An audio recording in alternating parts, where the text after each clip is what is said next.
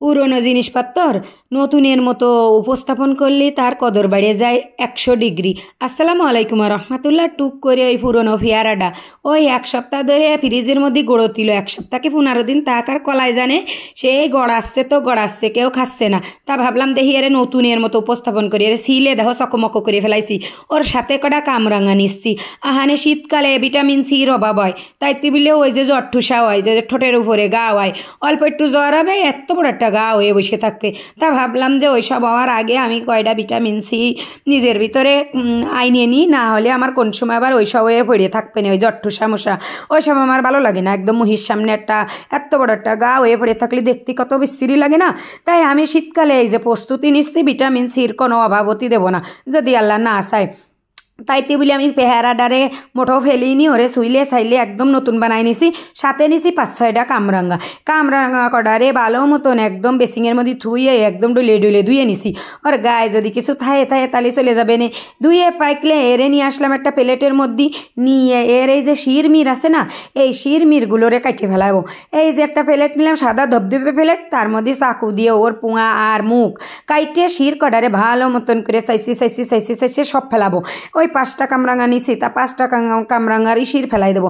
ও শির কিরাম শক্ত হয়ে থাকে, খাতি মোটো ভালো ঠায় না। ছোটোকালে কিন্তু কামড়াইয়ে সব খাইয়ে ফেলাই দিছি, এসব কোনোদিন ফেলিনি। এখানে বড় হয়েছি না, এখানে একটা পেস্টিজ বলে একটা কথা আছে, ওই পেস্টিজের ভয়তে কিটা আইসে কবে না বাবা এ জঙ্গল বাঙ্গাল সবই খায়। তা আমি অত মানসির কথায় কান দিতে যাচ্ছি না, আমি সেই শির মির সব ফেলাই দিয়ে সুন্দর এর স্টার করে কুচোই নিলাম। সব কটা কামরাঙা এরাম আস্তে ধীরে কুচোই নেব। নিয়ার পরে এর ডক করে মাহাবো। কি দিয়ে মাহাবো জানো? এখানে শীতকাল, কত কিছু পাওয়া যায়, যদিও কাঁচা জালের একটু দাম বেশি, অত কিছু আসে যায় না। এই পেয়ারাটারেও কিন্তু কুচুমুচু করে ওই আলো কামরাঙ্গার সাথে মিশিয়ে নিলাম। আমার আবার গলার মধ্যেই দম আটকে যাচ্ছিল, তাই তো একটু করে নিলাম, বুঝছাও। এইসব দেখলি না নাল পড়ে, সে কবে খাইছি, আজকে সেই ভিডিও দিচ্ছি তাও নাল পড়ে যাচ্ছে। এখানে কি আর বকাও, গলায় বেঁধে যাচ্ছে, তাও আবার গলাটা ঠিক করে নিলাম। তা যে কথা কতিলাম, এই কামরাঙা কিন্তু কুচুমুচু করে কেটে নিয়েছি, আর সেই পেয়ারাটাও কেটে নিয়েছি। কেউ দেহে কতি পারবে যে আমার পেয়ারাটা 15-20 দিন ফ্রিজের মধ্যে ছিল। তা যাই হোক, জানে ছিল তা হোক। এইবার কয়টা কাঁচা জাল নিলাম, একটুখানি সর্ষে নিলাম, আর কয়টা ধনিয়া পাতা, সাথে একটু নুনও দেবো, দিয়ে রে ভালো মতন বাটবো, বুঝছাও। যার পরে রাগ থাহে তারে মাঝে মাঝে মনে চায় এইরাম বাইটি আকারে থেতো করে ফেলাই দিই, কিন্তু এটা তো আর সম্ভব না। মনটাই চাই, বুঝছাও, জমে চাওয়া চাই, কিন্তু সব কিছু কি আর সম্ভব হয়? ওই যে কয় না হাত খাটো আম বড়, তা আমার অবস্থা হয়েছে ওই কথা। আমার হাত খাটো, এত পাবলিকলি যদি সব কথা কয়ে দিই তাহলে তো তোমাকে আবার ভালো ঠেকবে না, বুঝছাও।